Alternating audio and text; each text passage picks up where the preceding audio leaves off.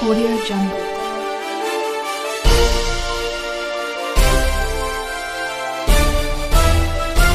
Audio Jungle.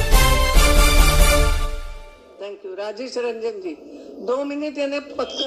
अध्यक्ष महोदय बहुत बहुत धन्यवाद।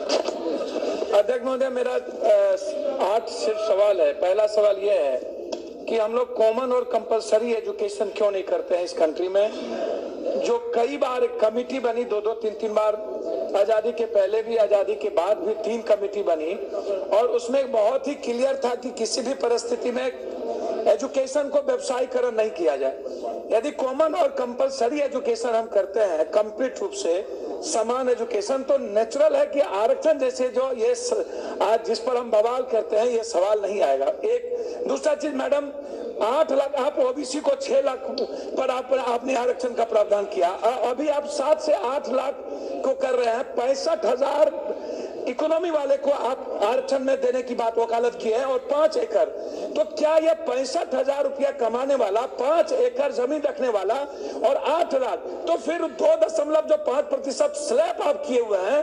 मैं यह जानना चाहता हूं, ओबीसी को 6 लाख और यहाँ 8 से 7 लाख, तो गरीबी रेखा का मापदंड क्या होगा? आप गरीब किसको? सर भैया वही आ रहा हूँ, गरीबी रेखा का मापदंड क्या होगा, ये सबसे बड़ा सवाल है। दूसरी चीज, तीसरी चीज जो लगातार जाति जनगणना हुए, जबकि 142 करोड़ की आबादी में जाति जनगणना पर हम सब एक क्यों नहीं हो रहे हैं? आप सबसे पहले जाति जनगणना को लाइए और जाति जिसकी जितनी जनसंख्या उस आधार पर, सर मैं पॉइंट बेस कर रहा हूं, अब लास्ट में मेरा तो हमको 2 मिनट देंगे ना।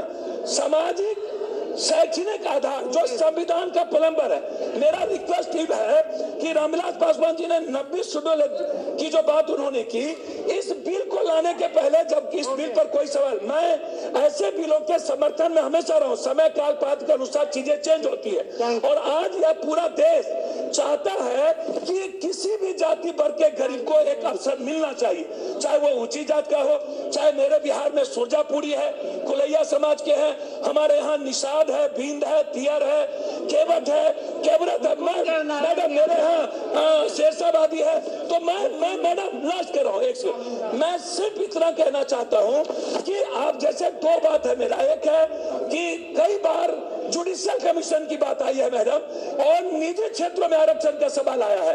आप यदि करना चाहते हैं, एक तो मैडम रोजगार नहीं है, एजुकेशन मेरा नहीं, लास्ट कर रहा हूँ, एक तो हम 42,000 करोड़ रुपया बाहर देते हैं पढ़ने के लिए, एजुकेशन नहीं है, रोजगार नहीं है, लेकिन आरक्षण के सवाल पर आप लगातार इस देश में जो एक क्योस पैदा होता है इसको खत्म करना चाहिए। जो सरकार ने एक बिल लाई है, यह बिल आर्थिक आधार पर लाया गया, समझता हूँ।